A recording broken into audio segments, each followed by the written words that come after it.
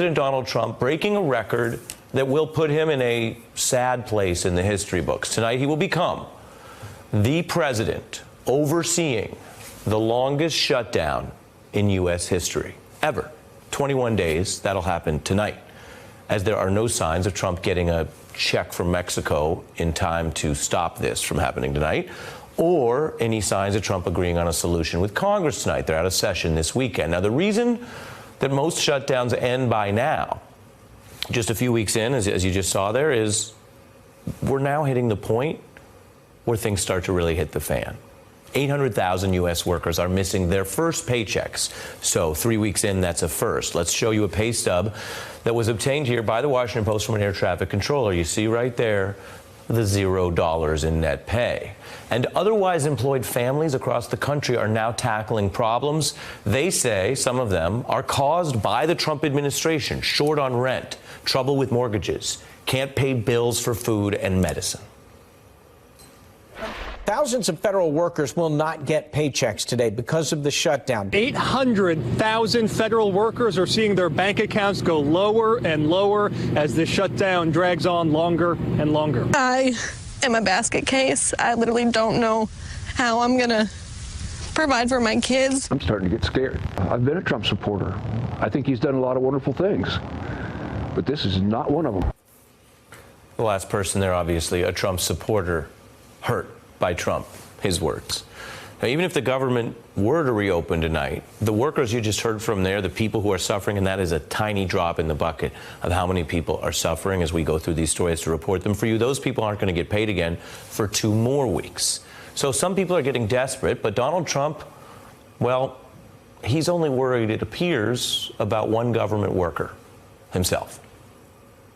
Well, Sean, you know, many of the people that aren't getting their check, they get it. They're going to get it soon. I don't need this. Look, I could have done something a lot easier. I could have enjoyed myself. I haven't left the White House because I'm waiting for them to come over in a long time. You know that.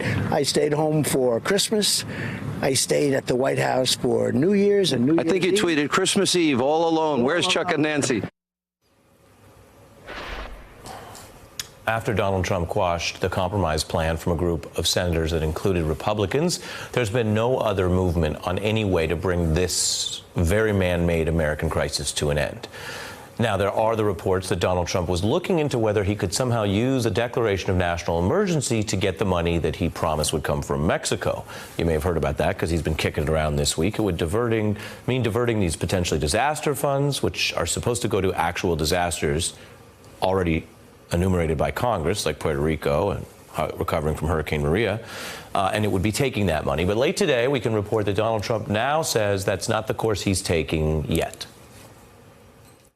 Now, the easy solution is for me to call a national emergency. I could do that very quickly.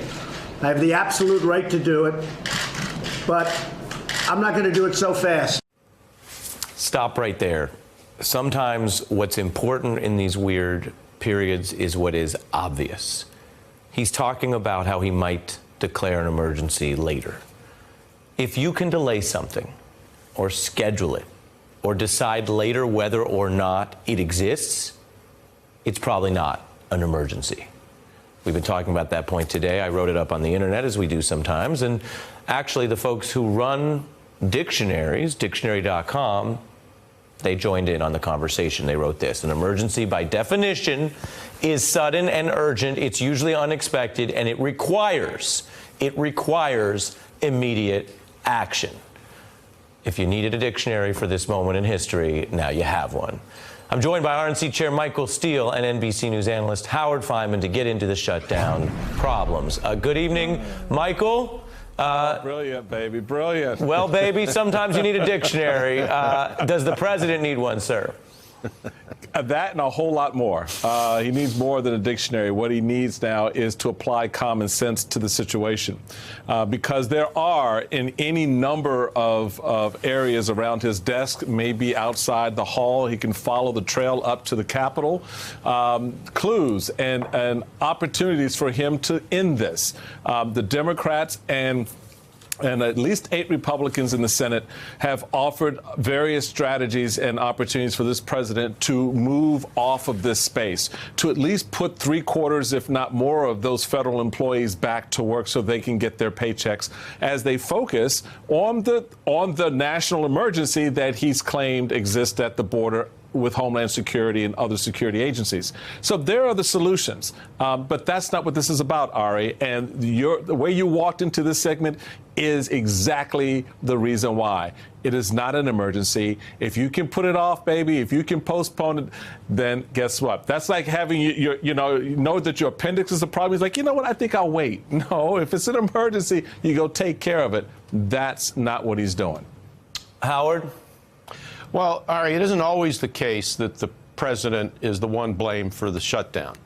I've been around a long time, covered most of these shutdowns. I remember when Newt Gingrich, the speaker then, the Republican Speaker of the House, was blamed, and it helped Bill Clinton a lot. But in this situation, for a whole host of reasons, the polls clearly show that the onus is on the president. Partly because of what you so brilliantly said about what emergency, but also because I think you're going to see in the coming days and after everybody doesn't get their check today, we're not talking just about 800,000. We're talking about maybe 2.5 million people or more directly affected like that. We're talking about 500,000 to 1 million contractors and their families. We're talking about some states and places where this is a huge, huge deal. And the dynamics of it now are putting the onus on the president. It's going to continue that way. I think Nancy Pelosi and the Democrats know that. And so the weight is going to grow on Donald Trump's shoulders. The weight's going to grow, and Howard, as you say, this is real talk, real people, real lives. I want to play some of the reaction. We led our broadcast with the facts, including some documentary footage from local newscasts about how this is playing out over the country. Here's some of the national pundits who may be more out of the loop than you two Beltway denizens, but some of them minimizing what's happening out in the country. Take a look. It's a partial shutdown and something that, again, I know is disruptive, but we want to avoid, but it's not the end of the world. I don't think that the American people have much sympathy, unfortunately, for bureaucrats and some paper pushers in Washington, D.C. You could shut down half of the government agencies, and literally it would be years, if it were not for the media, it would be years before the regular person, the normal, average, working American would even know that the department had been shut down in terms of, how much it affects their lives.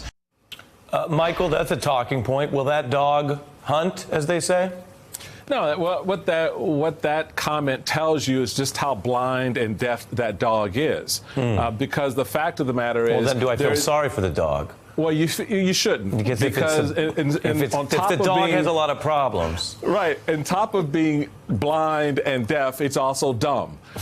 Because what it has done is it is projecting outward some, scary vision and view of what a federal worker is and what a federal worker does, who accesses the system among the citizenry, that these bureaucracies exist as, these little mini castles and fiefdoms that act unto themselves. No, to Howard's point, they're real people who need these services that are provided, who need the information that these agencies have available to them, and most importantly, need their paychecks that they get from the work that they do within those agencies. So that kind of thinking, again, it's like, oh, it'll take years before you know that agency has been closed. No, apparently it took about 24 hours. Yeah. So, Ari, I was actually outside the Beltway the last couple of days in my hometown of Pittsburgh.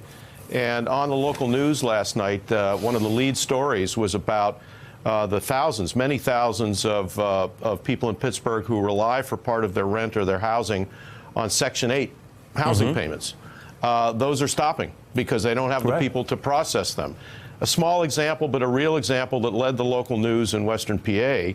And that's going to be multiplied by 1,000 all over the country because you're talking IRS, you're talking about ATF, you're talking about not only people getting checks, but you're talking about safety and health, food safety, air safety.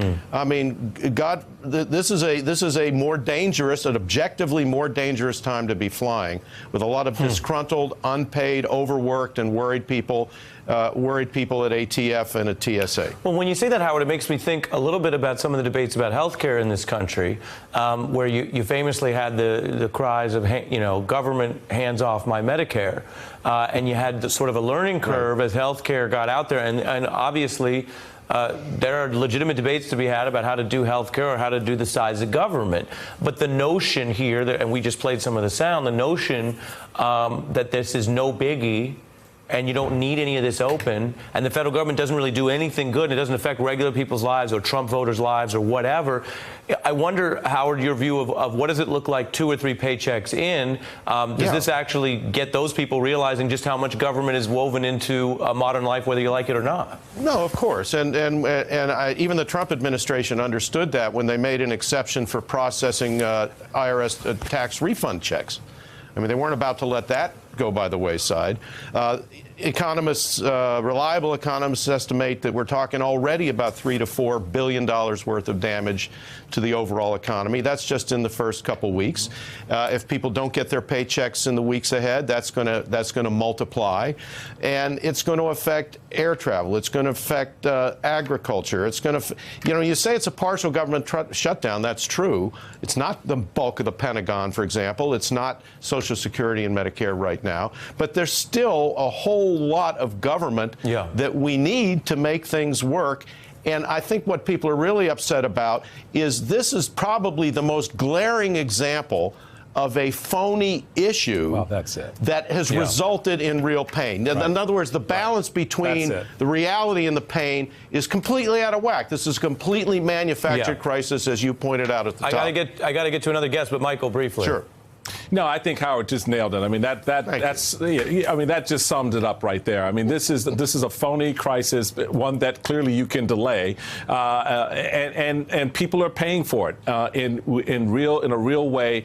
And I'm hoping members of Congress and others really put pressure on this administration to get off the dime here and recognize that maybe that's a little bit happening, because he's sort of backwarding just a little bit, backtracking on this idea of the emergency call in the first place. Well, we'll see. For a guy who's not known for backing down in public, he backs down in private all the time. He settles cases all the time. He doesn't like confrontation, but he usually pretends to be tough. He's not even pretending anymore to be tough on that, quote unquote. What I learned, and I'm going to turn to a congressman, but what I learned from Howard tonight is the facts on the ground may actually really rattle this White House as we go into this paycheck territory. What I learned from Michael Steele is I'm never going to ask you to walk my dog when I'm out of town. Not a dog person.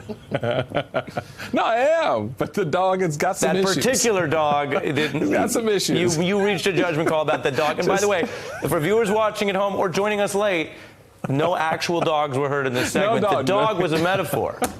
It's a literary show. Michael, Howard. He's tied up at the hydrant. Yeah, he's good. Thank you both. I get Michael Steele back later in the show. I turn now, as promised, to Maryland Congressman Anthony Brown, the son of immigrants, he likes to note. He's also a U.S. Army veteran who served in Iraq. First of all, Congressman, thank you for joining us tonight. Ari, it's great to be on, and this has been a tough several weeks for federal government employees, federal contractors, and, President Trump just has to open government. He's claiming a crisis at the border. The only crisis that exists, Ari, is there's a crisis in the Oval Office. We've got a president who is abusing power and shutting down government, and then trying to use that as leverage to fund a wall that experts say is not only ineffective, but everyone says it's too expensive and just impractical. So we've got a crisis, and it's at 1600 Pennsylvania Avenue. Well, Congressman, on that point, you're both a member of the majority party now in the House. Also, we mentioned your military service. What is your view for people watching at home who may think the government should reopen, but they like something about the idea that a commander-in-chief may need to declare an emergency or go to the Army Corps of Engineers, or those things we're hearing about? What is your response to that? What is wrong with, in your view, what the president could be proposing, what his advisors are reportedly exploring here with the emergency talk? Well, first of all, the facts don't support a case that there is an emergency. Often the president talks about drug smuggling. More drugs come through legal ports of entry into this country than across the southwest border. The president talks about a crisis in terms of the number of undocumented immigrants in this country. But more undocumented immigrants are due to visa overstays than from crossing the southwest border.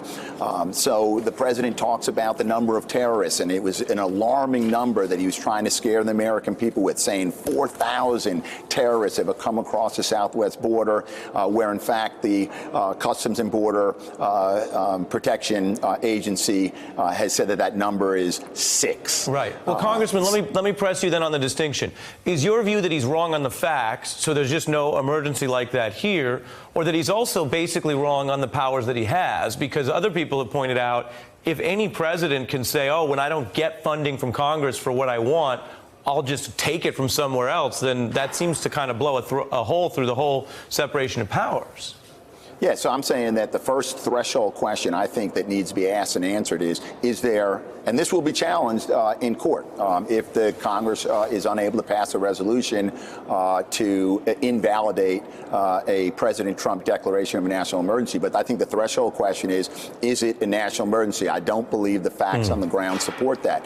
In terms of the authorizations that the president would use, the idea that you would use Title 10, that's military construction dollars, when right now we have a deferred maintenance and backlogs on aircraft hangars, on military family housing, on child care for military families, at shipyards. I've been a member of the Armed Services Committee for the last 2 years, and I've been hearing from a parade of generals how difficult the readiness issue is because of the backlog in military construction. And the president's talking about taking $5 billion from a program that's already under stress. That would create a national security issue there in and of itself. Right. You're saying that the proposal he's got would actually potentially create bigger emergencies than the what you say is not an emergency to begin with. We're heading towards history tonight, but not the history that most presidents want to make, the longest shutdown ever. Congressman Brown, thanks for making time for us. Hey, I'm Ari Melber from MSNBC. You can see more of our videos right here, or better yet, subscribe to our YouTube channel below. You could have been anywhere in the world, but you're here with us, and we appreciate that.